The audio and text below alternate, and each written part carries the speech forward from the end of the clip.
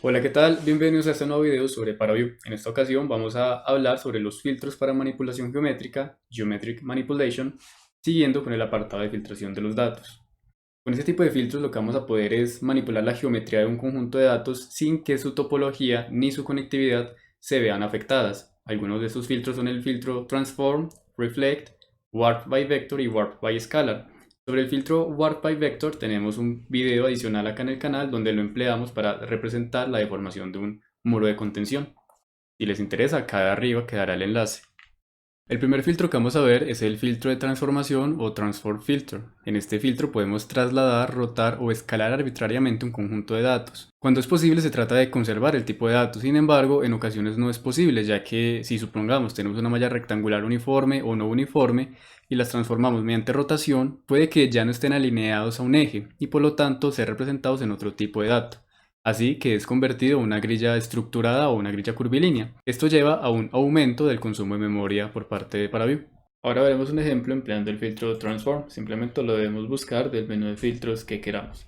Dentro de las propiedades a modificar del filtro Transform encontramos lo siguiente. Primero tenemos una caja, esta caja que se prende y se apaga acá, en la cual ocurrirán las transformaciones. Recordemos que este filtro no está modificando los datos en sí, simplemente estamos modificando la visualización geométrica.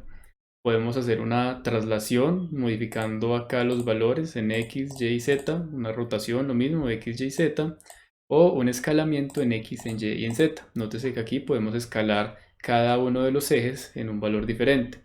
Interactivamente también podemos hacer estas modificaciones moviendo este bloque o esta caja de bordes blancos y cara amarilla. Este bloque es el que ocurre con la transformación. Como se pueden dar cuenta, esto es algo que podemos hacer de manera interactiva mediante los comandos del mouse común y corriente. Acá en el apartado de propiedades tenemos los controles interactivos, dentro de los cuales podemos descartar aquellos que no queremos o por miedo de pronto a que lo podamos modificar sin querer. Por ejemplo, el tema de las rotaciones, si nosotros el tema de las traslaciones, si nosotros vemos, la podemos trasladar la caja común y corriente parándonos en el punto del medio. Sin embargo, al desactivar esta opción de traslación ya no podremos realizarlo. Esa opción se verá bloqueada. Podemos reiniciar también el filtro de esta manera y para ejemplificar, digamos que queremos escalar al doble en X, por ejemplo, que queremos escalar a 5 veces en Y y que queremos hacer una traslación de 3 unidades en Z, dándole Apply lo tendríamos acá. Y una vez que damos Apply y el filtro queda visible, pues vemos acá su resultado final, comparado con lo que teníamos inicialmente. El filtro Reflect nos permite reflejar un conjunto de datos, un conjunto de datos cualquiera, a través de un eje o plano. La referencia puede ser el cubo que encierra el objeto, por ejemplo, utilizando su posición mínima en X, en Y o en Z.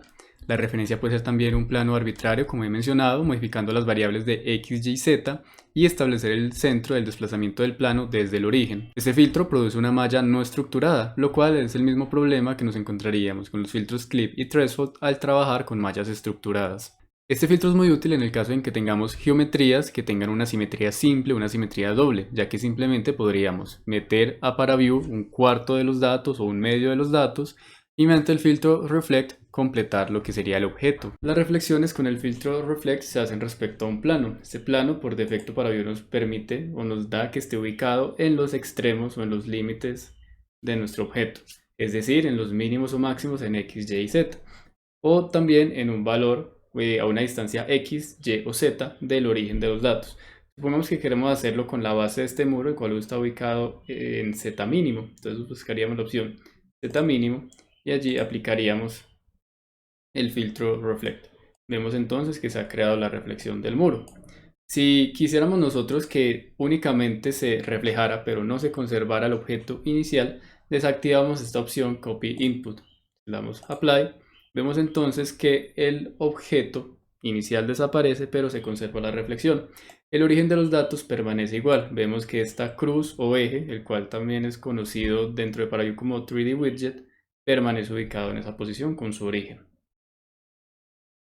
También entonces está la opción de crear un plano de reflexión a partir de un valor dado. Supongamos que queremos que sea una reflexión respecto a un plano en el eje X cuyo origen esté distanciado en 1000 unidades del origen de nuestros datos. Si le diéramos apply y activando esta opción para ver el cambio, vemos que se crea dicha reflexión e inclusive es posible crear una contraposición de los dos objetos. Si aumentamos, por ejemplo, esta distancia, le ponemos otro 0, veríamos acá cómo cambia dicha reflexión.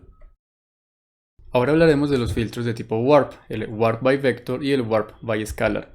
Estos simplemente lo que hacen es que van a adaptar un determinado conjunto de datos con respecto a las magnitudes de un vector o respecto a las magnitudes de un escalar. Con Warp by Vector veremos que se puede usar para desplazar puntos en los datos originales usando vectores de desplazamiento, los cuales son obtenidos de los mismos datos.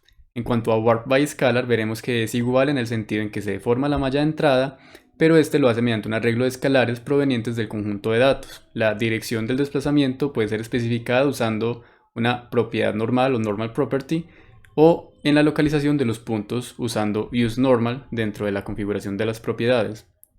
Finalmente, decir que ambos deforman la malla de entrada. En cuanto al filtro Warp by Vector, los invito a que vean este pequeño video acá, en el cual mostramos la deformada del muro de contención empleando dicho filtro. Para el filtro Warp by Scalar, veremos a continuación cuáles son las propiedades que podemos modificar. La primera de ellas es el vector o conjunto de puntos respecto a los cuales queremos hacer dicha transformación. Recordemos que en este filtro estamos hablando de trabajaremos a partir de puntos, pero hacemos referencia al vector del cual obtendremos los valores. Entonces supongamos que queremos hacer una especie de formación según los desplazamientos, para el cual le pedimos a ParaView que nos dé un factor de escalamiento y determinamos en cuál de las direcciones queremos que esto ocurra. ¿A qué hacemos referencia con esto? Podemos usar esta casilla acá, useNormal, la cual usará los vectores normales en cada uno de los puntos x, y, z, o podemos determinar nosotros un vector normal al cual queremos que se desplacen esta geometría a partir de determinado valor. Es decir, que un valor de 10 unidades lo podríamos tener deformado en una dirección x, y o z, o en una dirección intermedia de ellas. Para buscar algo parecido a lo que tenemos acá con el filtro Warp by Vector, supongamos que lo vamos a hacer con todos los puntos. Entonces en cada punto queremos que en x, y, z ocurra dicho desplazamiento. Le daríamos aplicar y vemos cómo ha ocurrido acá. Si le coloreamos acá un poco con el vector también de desplazamientos, pues vemos que ocurre una especie de deformación del sólido. Sin embargo, notemos que a diferencia del filtro, Warp by Vector, no es igual. Hay una pequeña desviación en una de las direcciones, en la dirección Y, como vemos acá, lo cual pues no tenemos con el vector Warp by Vector. Esto es simplemente para mostrar que no son iguales, tienen funcionalidades diferentes, cada una de ellas cumple un propósito en específico. Es cuestión entonces de mirar bien cuáles son los puntos diferentes y qué me puede servir más a mí según las propiedades que pueda modificarle. Esto sería entonces todo por el video. Les agradezco mucho por su atención y estén atentos a un video próximo.